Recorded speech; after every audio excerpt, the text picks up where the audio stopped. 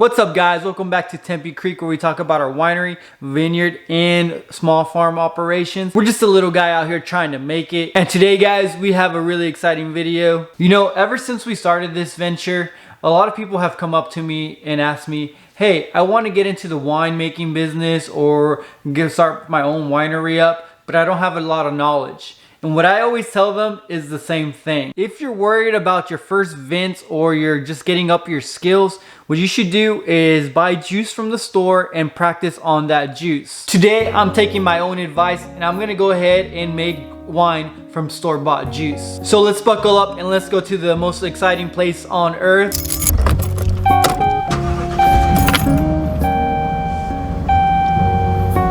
Here we are at the best place on earth.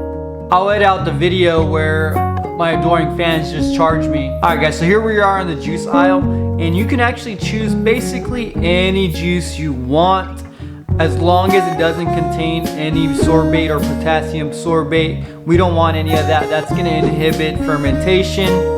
Even though I have all these options, I know what I came for. Here we are back at the winery. I actually chose this juice mostly out of nostalgia. I haven't had one of these in probably over a decade, mostly because I'm not a child. But I'm gonna go ahead and taste it as you should for any winemaker. Go ahead and taste your starting juice. If your starting juice isn't good, then your finished wine probably isn't gonna be good either. All right, here we go. Good. It's even better than I remember. If our starting juice has anything to say for our finishing product, we're gonna knock it out of the park, guys. Now I'm just drinking it because I want it. All right guys, let's go ahead and test our juice and see our starting parameter. I already looked at the acidity and it's at a 2.6, which is on the low end, but still perfectly fine. In case you're wondering, acidity should be no higher than 3.4 and go as low as 2.2, somewhere around there, but although that's pretty low. I personally shoot for 3 even or 2.9. If your juice was low, you'd probably add in some juice with extra acidity, or you can go ahead and add in some tartic acid. We don't need to do anything at all, so those of you following along don't need to do anything there. The next thing is we're gonna go ahead and measure Brix, or our starting gravity. Looking at the refractometer, our starting sugar is low, which is surprising. People always complain about how much sugar is in these things. We're only at a 7.5 Brix, which is really low. White wines, you wanna be around a 20 Brix minimum.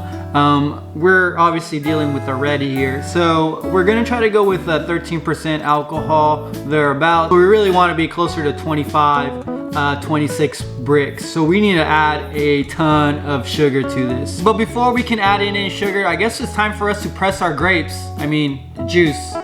Yeah, let's go ahead and press our juice.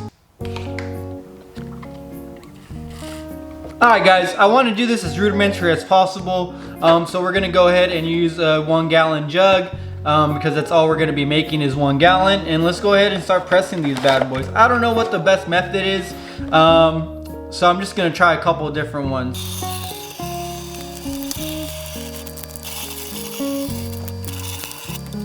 Man, I don't know if that's gonna work. Let's try a different method.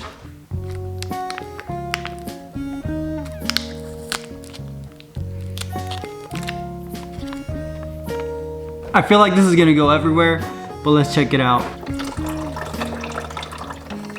Even though that was messy, I think that's the method. I'm just gonna rip the tops off and then just pour them in.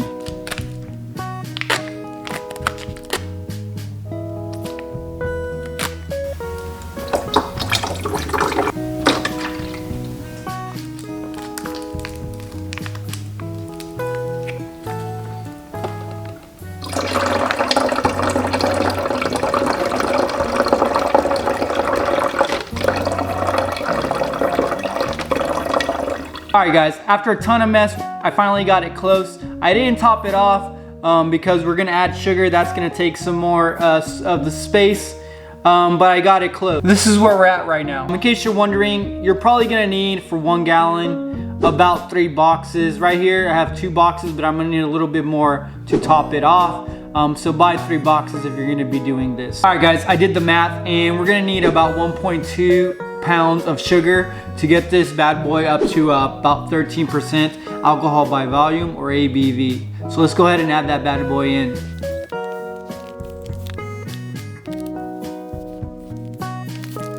I'm not French, but so I don't know, but I think that's pretty close. Let's go ahead and add it in, and then we'll take our gravity.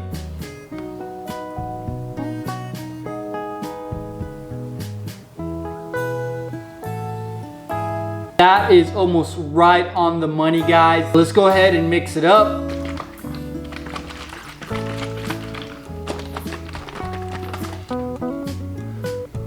All right, once you get it where you can no longer see any granules, then you're probably pretty good.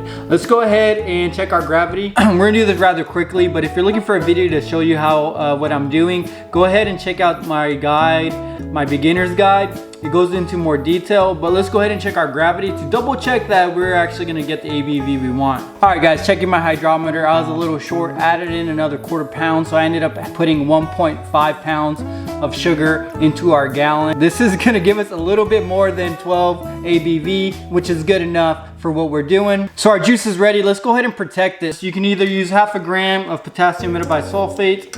I'm using a Camden tablet for something this is just easier to measure. Is I take 2 spoons and then just crush it. Let's go ahead and add in our white powder.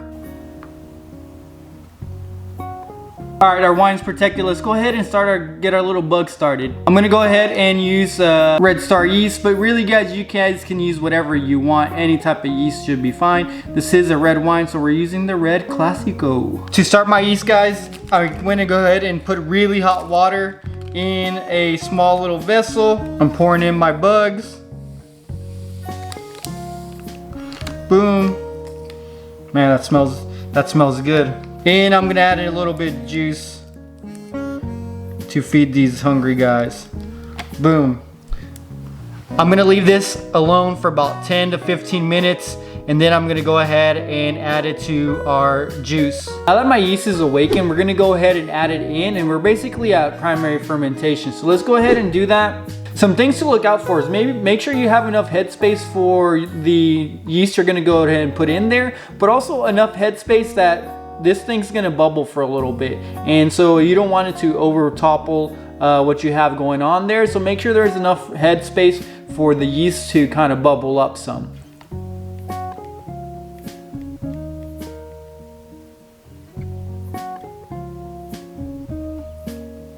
All right guys, my yeast has been added, and basically we're at primary fermentation. And I know the impulse is that you want to go ahead and use one of these airlocks and to go ahead and put it on there. Do not do that. It's gonna go all up your siphon. Right now what we're doing is a process called open fermentation. You're gonna go ahead and leave this bad boy open.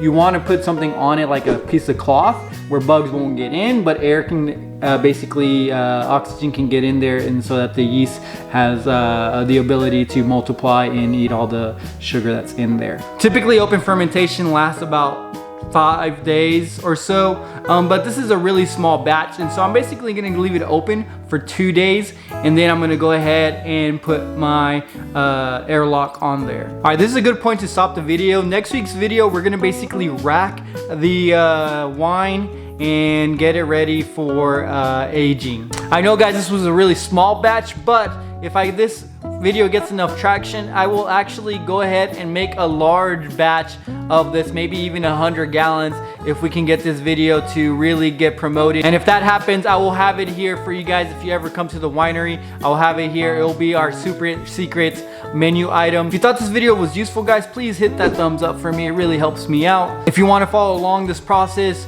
go ahead and subscribe so that you catch the next video when it drops. Other than that, guys, congratulations, you are now winemakers.